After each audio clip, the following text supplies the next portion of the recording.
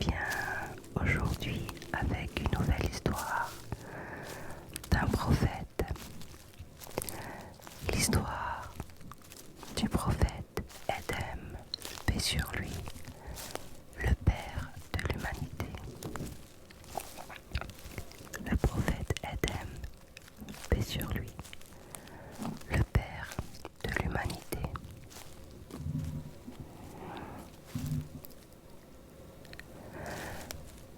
Je te conseille de prendre des écouteurs, de t'installer confortablement et de fermer les yeux et de te laisser à l'écoute de l'histoire.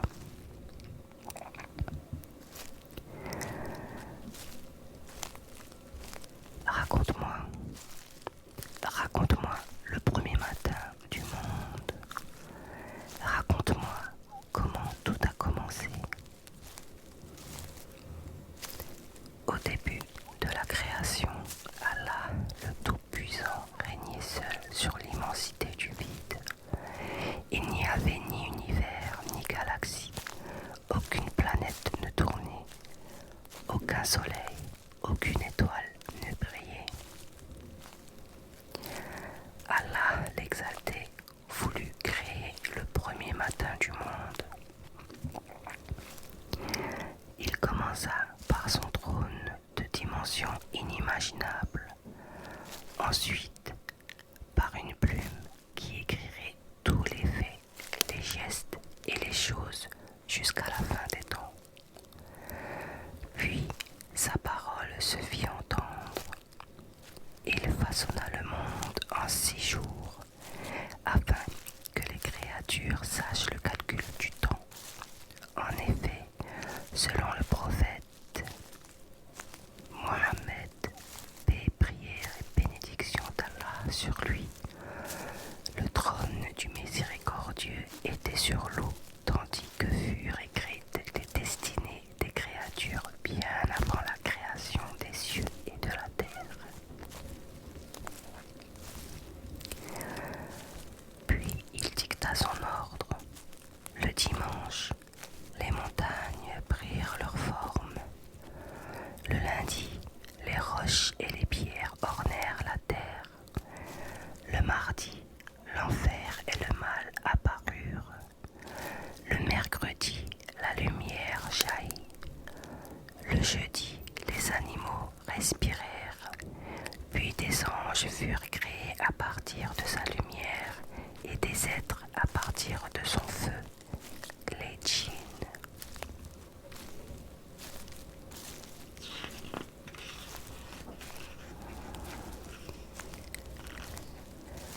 Les djinns adorèrent Allah le Très-Haut dans ce nouveau monde pendant des siècles. Mais le mal apparut parmi eux et domina.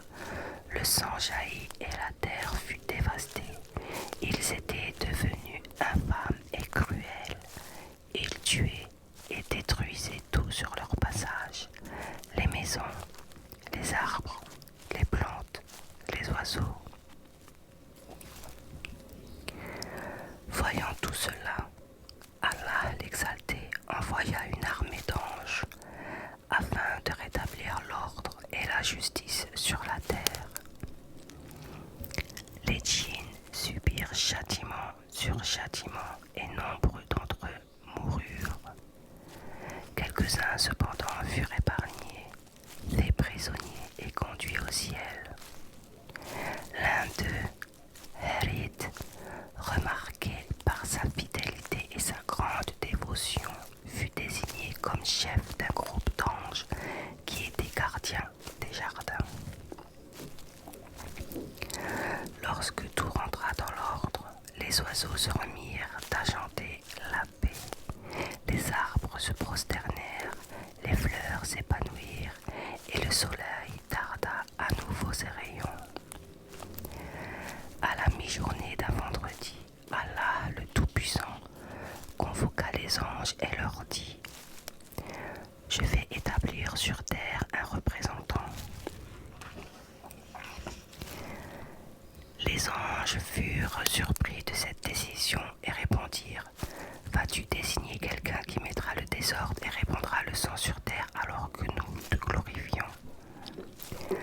Allah l'exalté leur répond: en vérité, je sais ce que vous ne savez pas.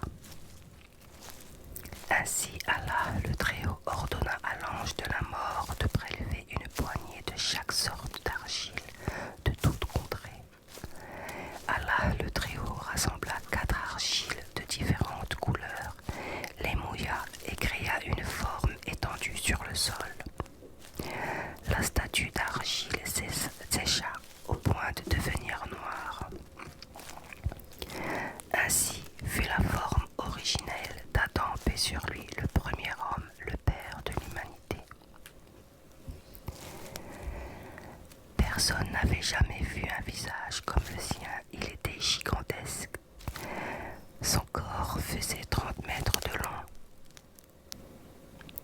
Adam, paix sur lui, resta étendu ainsi pendant 40 jours, sans que nul ne se soucie de lui. C'est alors que Harith vint vers lui et l'observa. Il n'avait jamais rien vu d'aussi étrange. Par curiosité, il le poussa légèrement, mais ne sentit aucun mouvement. Il frappa Adam, paix sur lui, à coups de pied, mais celui-ci ne réagit toujours pas. Ensuite, il s'approcha de son visage et vit un trou situé à l'endroit de la bouche. Il eut envie de rentrer à l'intérieur. Le fit, mais ne trouva rien. Ce corps était complètement vide. Harith alla aussitôt prévenir les anges. J'ai visité l'intérieur du corps argileux. Il est vide et toute chose dont l'intérieur est vide peut être cassée. Allah lui a donné l'empire de ce monde, mais vous le combattez et le chassez comme vous avez fait pour les djinns. Oh Harith, nous l'avons fait parce qu'Allah nous l'avait ordonné, mais là nous avons l'ordre de nous soumettre à cette créature, lui répondirent les anges.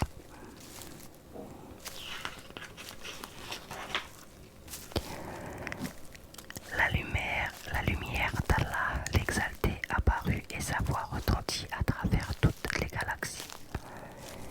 Harith guettait la création tout entière, s'impatientait de connaître son nouveau maître. Allah, roi des univers, proclama: lorsque je l'aurai harmonieusement formé et aurai soufflé en lui de mon esprit, prosternez-vous alors devant lui. Allah le Très-Haut insuffla en lui de son esprit. C'est ainsi que l'âme s'engouffra dans sa bouche, déploya ses poumons et descendit jusque dans ses viscères.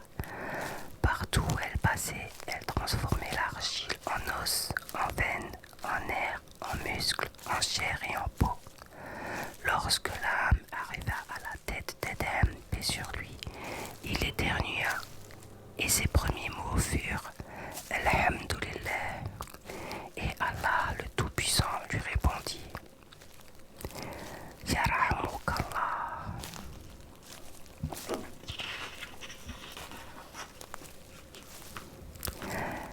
Adam, paix sur lui, respira et sentit la fraîcheur du paradis. Ce fut sa première bouffée d'air. Il se redressa et regarda autour de lui. Tout était beau et resplendissant. Sur l'ordre d'Allah le Très-Grand, les anges étendirent leurs ailes, laissant scintiller des filaments de lumière derrière leur dos. Ils se courbèrent avec un profond respect devant Adam, paix sur lui, les uns après les autres. Tous se prosternèrent, sauf Harith. Ce dernier, gonflé d'orgueil, avait choisi de désobéir au Seigneur. Soudain, un flux de lumière intense éblouit Harith. Une voix profonde résonna. Pourquoi ne t'es-tu pas prosterné alors que je te l'avais imposé? Harith, tête baissée, sentit la chaleur d'Allah l'exalté traverser tout son corps, ses membres se crespirent. Il doucement la tête, jeta un regard venimeux vers Éden, paix sur lui, et lança sèchement. Je suis meilleur que lui. Tu m'as créé de feu, alors que lui, tu l'as créé d'argile. Allah le Très-Haut reprit. Descends de mon paradis, tu n'as pas à t'enfler d'orgueil dans ce lieu, sors, te voilà parmi les méprisés.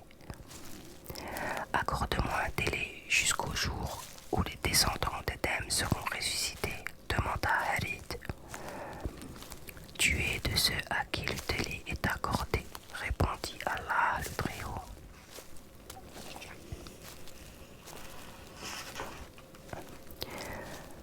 Puis Harid reprit. Puisque tu m'as rabaissé, je m'opposerai à eux pour qu'ils délaissent le droit chemin, puis je les attaquerai de tous côtés. Sors de là, banni et rejeté, j'emplirai l'enfer avec tous ceux qui t'auront suivi. Désormais, le nom que tu porteras sera Iblis, car tu m'as désobéi, dit Allah l'exalté.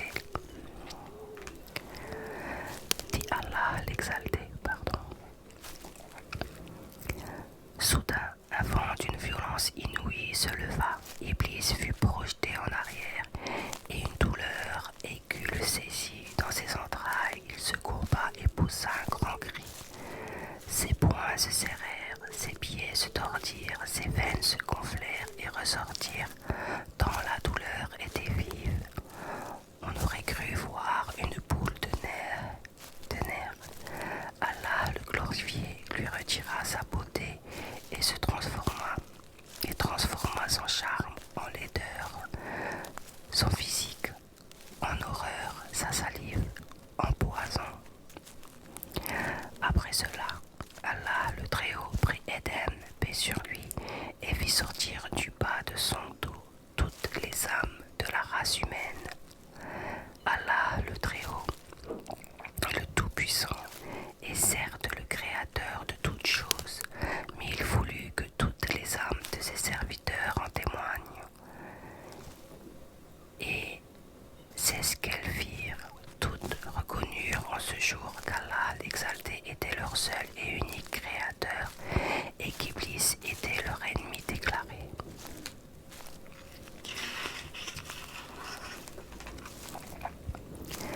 Allah le Très Grand voulut alors montrer la supériorité d'Éden, paix sur lui, sur les anges. Il enseigna à Éden, paix sur lui, le nom de l'ensemble des créatures, des animaux qui volent, qui marchent, qui rampent, et de tout ce qui existera jusqu'au jour du jugement dernier. Puis, il appela les anges pour leur demander de nommer toutes ces choses, mais ces derniers ne le surent pas. Alors il interrogea Éden, paix sur lui, qui lui put répondre. Voilà comment les anges avouèrent leur infériorité. Ensuite, Allah l'exalté lui inspira des mots qui deviendront les paroles des croyants. Avance vers ces anges et transmets-leur le salam. Éden, paix sur lui, s'avança vers eux et s'adressa sans difficulté dans leur langage, la langue arabe. Il les salua du salut qui deviendra celui des croyants. Assalamu alaikum wa rahmatullah. Que la paix et la miséricorde d'Allah soient sur toi. Les anges lui répondirent wa alaykum salam wa rahmatullah. Allah le Très-Haut dit à Adam, paix sur lui, ceci sera ton salut, ainsi que celui de ta descendance. Libre à toi maintenant de goûter au plaisir du paradis. Au paradis, Adam, paix sur lui, était émerveillé. Il observait les plantes, les animaux. Dès qu'il voyait une chose qu'il ne connaissait pas, il courait vers elle, tel un enfant. Les fleurs exhalaient de parfums exquis qui embaumaient le jardin d'Éden. Les arbres tendaient lentement des fruits aux 1000 saveurs. Éden, paix sur lui, les prenait délicatement et les dégustait.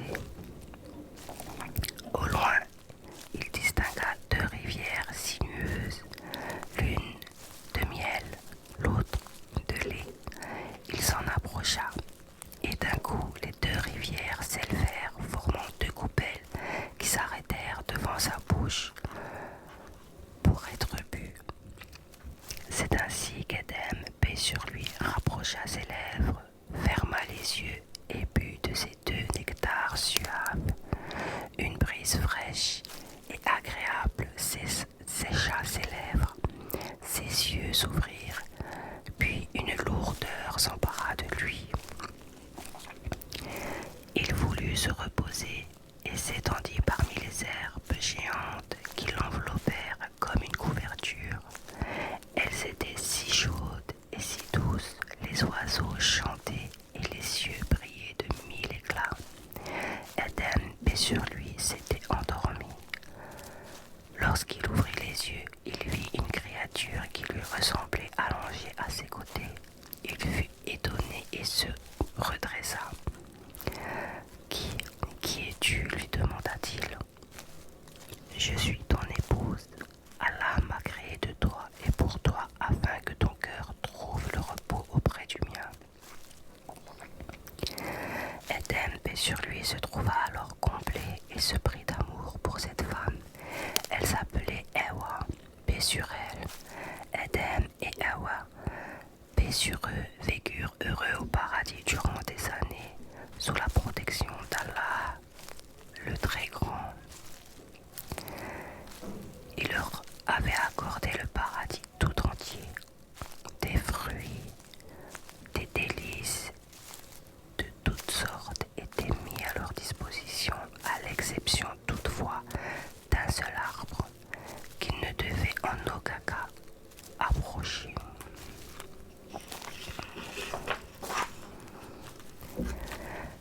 Allah le Tout-Puissant les avait également mis en garde contre Iblis et ses ruses. En effet, ce dernier agonisait de rage et ne cessait de réfléchir aux stratégies qui pourraient mettre fin à ce bonheur.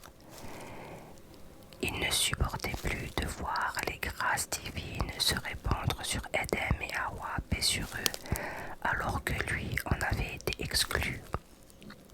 Il tentait de corrompre par tous les moyens, mais sans aucun succès. Le portier, Redouane, qui surveillait l'accès au paradis, ne laissait Iblis s'y insérer. Alors Iblis se mit à errer aux alentours pour voir s'il n'y avait pas d'autres issues possibles.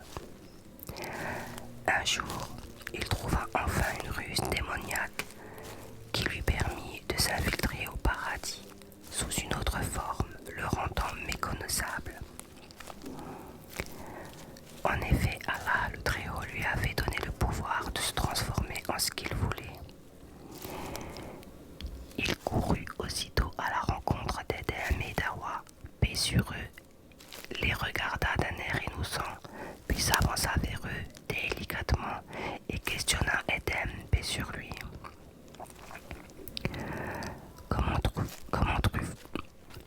Comment trouves-tu cette fille? Je la trouve merveilleuse. Allah me comble de ses bienfaits. Je suis la plus heureuse des créatures, s'exclama Éden, paix sur lui.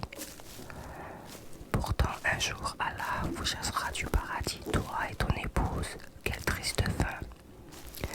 Que me racontes-tu? Allah n'aime point la justice. Allah est tout puissant. Il fait ce qu'il veut. D'ailleurs, je suppose qu'il vous a ordonné de vous tenir à l'écart de cet arbre, n'est-ce pas? Interrogea malicieusement Iblis. Oui, c'est vrai, répondit Éden, paix sur lui. Il s'adressa cette fois au couple et leur demanda: et savez-vous pourquoi? Éden et Hawa, paix sur eux, se regardèrent et restèrent silencieux. Iblis reprit aussitôt: l'arbre qui vous est interdit n'est autre que l'arbre de vie, que l'on nomme aussi l'arbre de l'éternité. Allah, le plus grand, ne pourra chasser du paradis quiconque mangera de ce fruit. Croyez-moi, j'ai entendu parler de vos douces vertus et de vos bons caractères. Ainsi j'ai pitié de vous et veux vous aider. Suivez mon conseil et mangez de son fruit.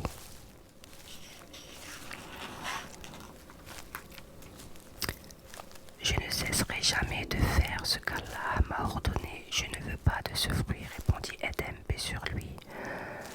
jure que je suis de ceux qui vous veulent du bien et qui vous donnent de bons conseils. Puis il reprit sur un ton mielleux. Regardez sa couleur, elle est exquise. Sentez son odeur, elle est si embaumante qu'elle exalte nos narines de son doux parfum. Je vous en assure, belle créature, vous ouvrirez les yeux sur tout et vous connaîtrez les grands secrets qu'Allah, le Tout-Puissant, tient cachés. C'est alors qu'ils sentirent la tentation les envahir, déjà conquis par les paroles doucereuses d'Iblis, mais à peine eurent-ils tous deux avalé un morceau qu'ils se sentirent empoisonnés par une force incroyable.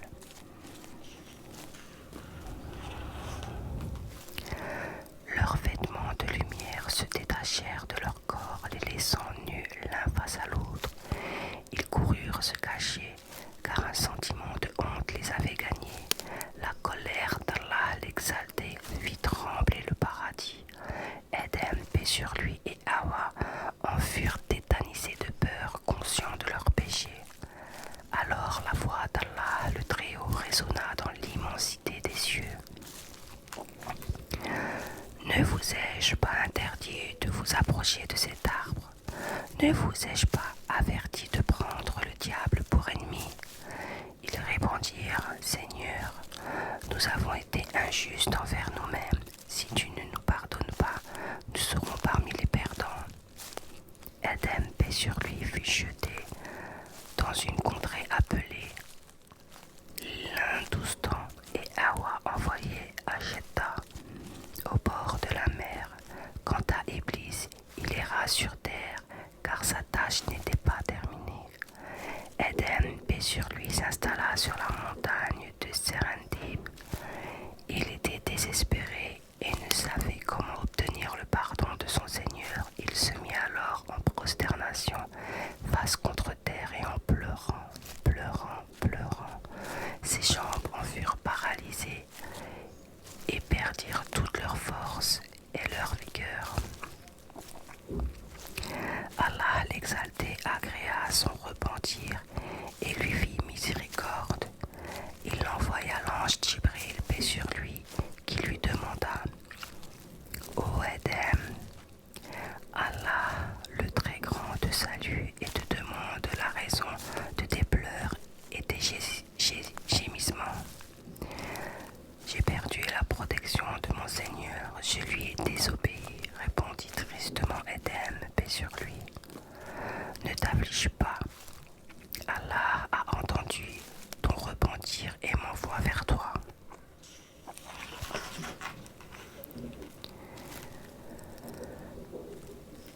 L'ange Djibril, paix sur lui, tendit alors à Éden, paix sur lui, une poignée de grains de blé venant du paradis. Éden, paix sur lui, allait devoir désormais travailler durement pour se nourrir. Il devait apprendre à semer, à planter, à récolter et à moudre afin de transformer ces grains de blé en matière comestible. Il allait devoir également savoir construire et forger pour assumer sa vie au quotidien. Tous ces enseignements lui furent transmis par l'ange Djibril, paix sur lui, qui le guida dans l'apprentissage de la vie sur terre. Éden, paix sur lui, fut soulagé. Il ne ressentait plus le fardeau de son péché, puisqu'il avait eu le pardon d'Allah, le tout miséricordieux. Malgré cela, il avait toujours de la peine, car il pensait énormément au fabuleux jardin d'Éden, le lieu où il fut créé. Les images des arbres, des ruisseaux, des oiseaux et de multiples splendeurs lui traversaient l'esprit, et la mélancolie se reflétait sur son beau visage.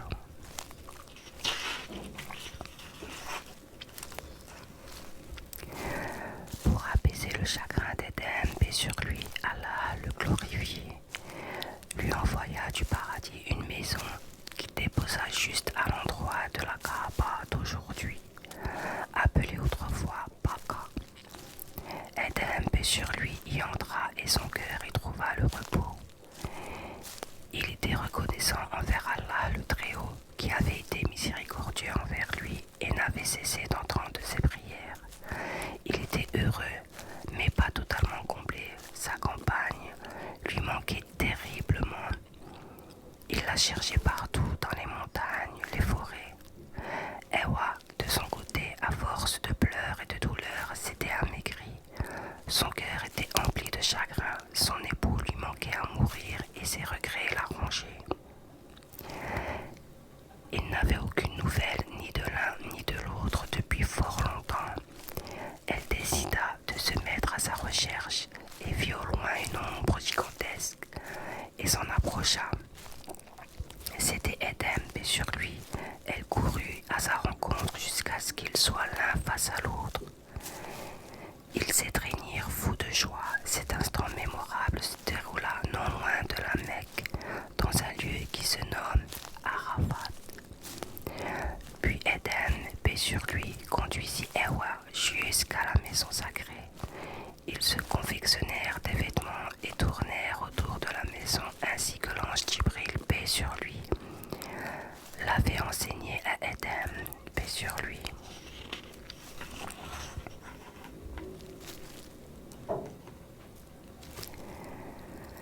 Ewa et Edem, paix sur eux, s'épaulèrent, travaillèrent ensemble et ensemèrent la terre dans tous ses recoins. Après tant de labeur et de persévérance, ils recueillirent des biens de toutes sortes. Ils élevèrent des constructions et bâtirent de nouvelles maisons pour eux et leurs futurs enfants. Ils voyaient déjà tous leurs enfants peupler la terre, la rendre fertile et la rendre agréable à vivre. Edem et Hawa, paix sur eux, eurent beaucoup d'enfants. À chacun de ces très nombreux enfantements, Ewa, paix sur elle, mit au monde des jumeaux, un garçon et une fille. Parmi eux, il y eut tout d'abord Kabil, puis ensuite Habil. Chacun avait par conséquent sa sœur jumelle. Kabil était agriculteur, Habil berger. Il était temps pour tous deux de se marier.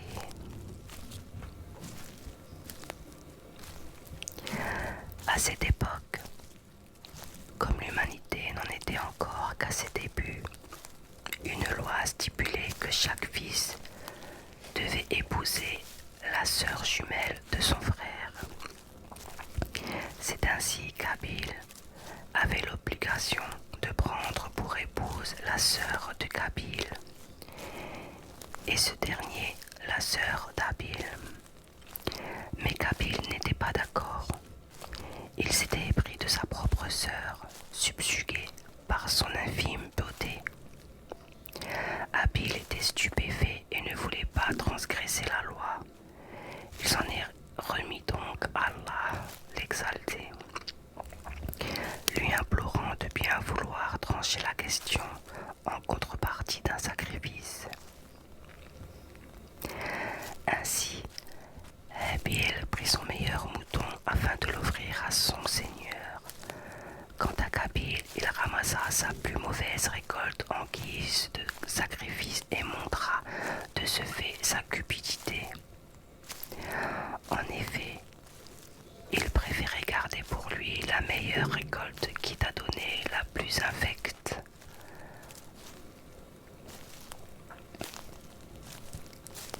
Puis, ils se rendirent à l'endroit de l'immolation où Habil déposa son mouton et l'égorgea au nom d'Allah. Kabil disposa sa récolte tout à côté, également au nom d'Allah. Ils reculèrent et attendirent. Un éclat d'une forte intensité apparut dans le ciel, telle une comète.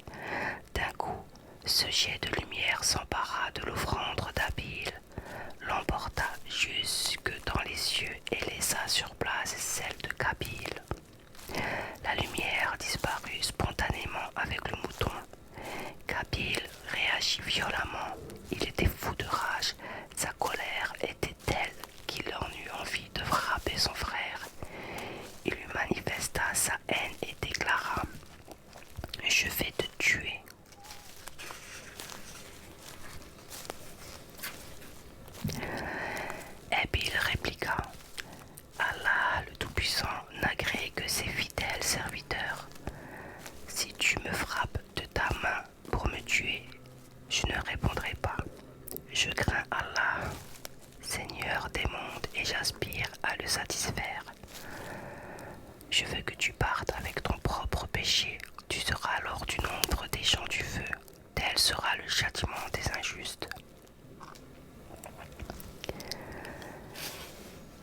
jours passèrent et Kabil enrageait de plus en plus.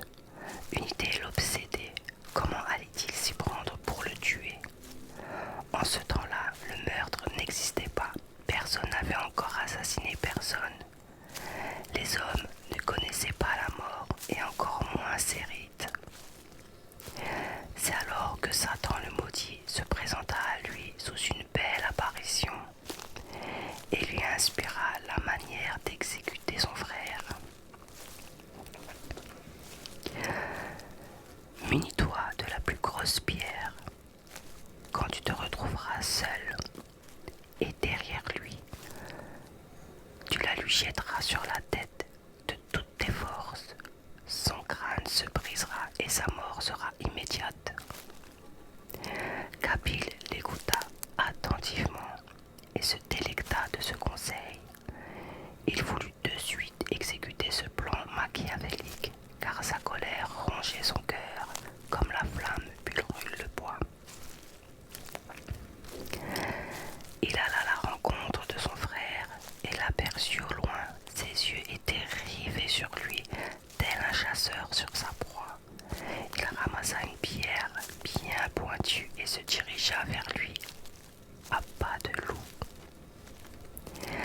Dès qu'il se trouva derrière sa cible, il porta un coup sec sur son crâne et Abul tomba raide mort. L'humanité connut alors son premier assassin et sa première victime. Il transporta sur son dos le cadavre de son frère fort longtemps, ne sachant que faire de lui.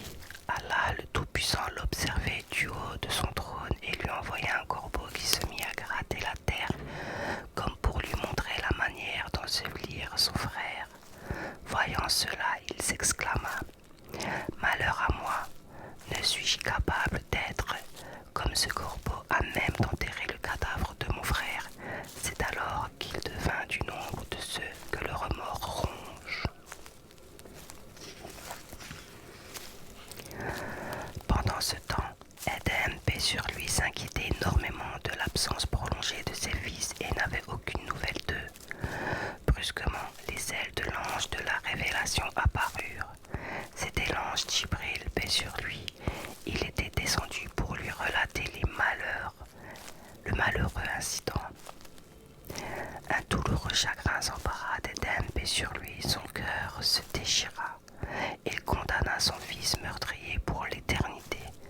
Kabil se retira dans une autre région loin de ses proches. Dans la maison d'Édem, paix sur lui, Ewa, paix sur elle, mit au monde un autre fils qui naquit seul. Il s'appelait Chit. Seth, paix sur lui, et fut aussi pour héritier de la prophétie. Il devint le père des prophètes. Édem, paix sur lui, vécut pendant 1000 années, et à la fin de la 1000e, les anges vinrent emporter son âme. Ils montrèrent très vite à Seth, paix sur lui, comment s'y prendre pour procéder à la toilette et à la mise en terre des futurs défunts. C'est ainsi qu'Édem, paix sur lui, fut lavé, embaumé et enveloppé dans un linceul du paradis. Ils prièrent sur lui et l'ensevelirent à tout jamais. Ewa, paix sur elle, vécut une année de plus qu'Édem, paix sur lui.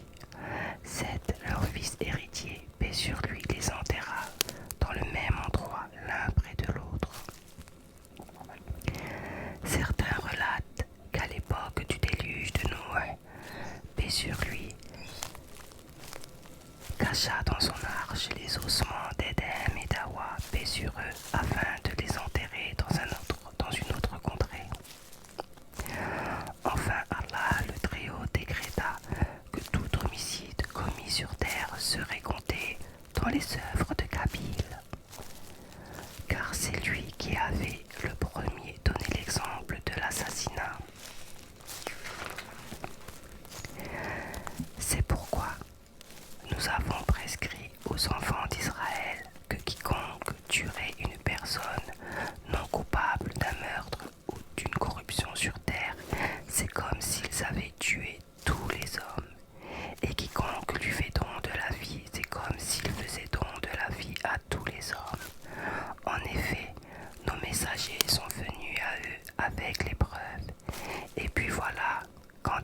cela, beaucoup d'entre eux se mettent à commettre des excès sur la terre.